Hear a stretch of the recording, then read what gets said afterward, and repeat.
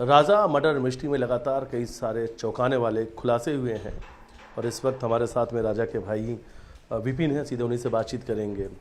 Shillong SIT लगातार इंदौर में पूछताछ कर रही है। आरोपियों के घर गई, सोनम घर गई, आपके घर भी आई थी बयान लेने के लिए। जांच लगातार जारी है। क्या देखिए, मेरे घर पे 3 अधिकारी आए थे। मुझे नहीं पता था शिलोंग से कहाँ के थे, मगर अधिकारी 3 आए थे। हमसे पूछताछ करी थी। तो आप लोग यहाँ पे सोनम जैसे 4 दिन रही है, तो किस प्रकार से आपको उसका व्यवहार लगा था, आपको कहीं शक नहीं हुआ था, इस तरह की हमसे नई बातें करी थी उन लोगों ने। तो हमने कहा था देखिए, सोनम यहाँ पे जब 12 तारीख के दिन सुबह जब आई थी, तो हम लोग ज़्यादा गौर नहीं कर पाए थे कि परिवार का माहौल उसमें बना हमारा। तो उसमें हम लोग ज़्यादा से पूछताछ नहीं कर पाए। दूसरी बात, जेट का मैंने लग गया 13 तारीख से, तो मैं तो सामने जा नहीं पाया उसके में। हालांकि ये देखा था हमने, तो फ़ोन पे बातचीत कर रही थी रूम में जाके, और मोबाइल पे जब भी डाइनिंग टेबल के बैठती थी तो चैट करती थी। तो क्योंकि हमको सब इसलिए नहीं हुआ उस जगह पे, क्योंकि इसके माता पिता ने बोला था तो ये ऑफिस का काम जो है फ़ोन पे करेगी, आपको कोई तकलीफ तो नहीं है। तो हमने कोई तकलीफ नहीं है, इसलिए हमने उस पर शक नहीं करा। आप लोग की मांग क्या है इन आरोपियों को लेकर? देखिए, जिस प्रकार से जांच हो रही है वो उसमें सारे खुलासे हो चुके हैं।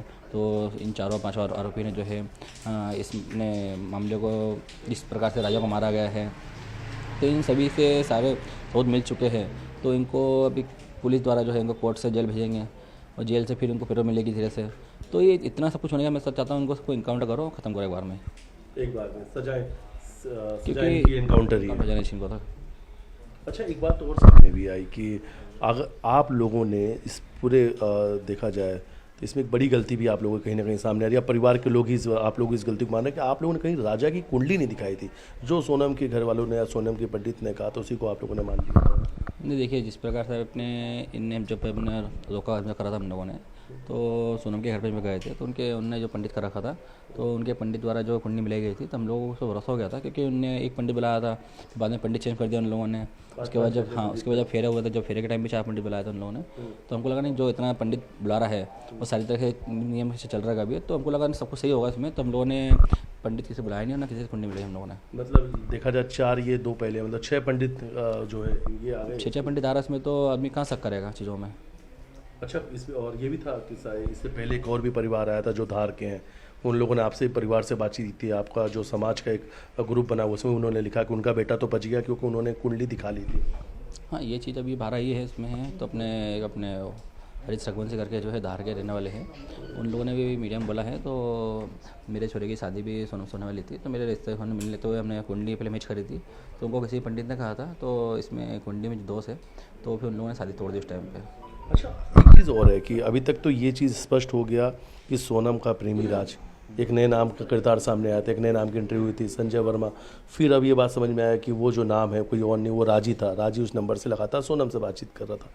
क्या लगता है कि अभी तक वो मकसद सामने आ पाया है? किस वजह से राजा की हत्या हुई?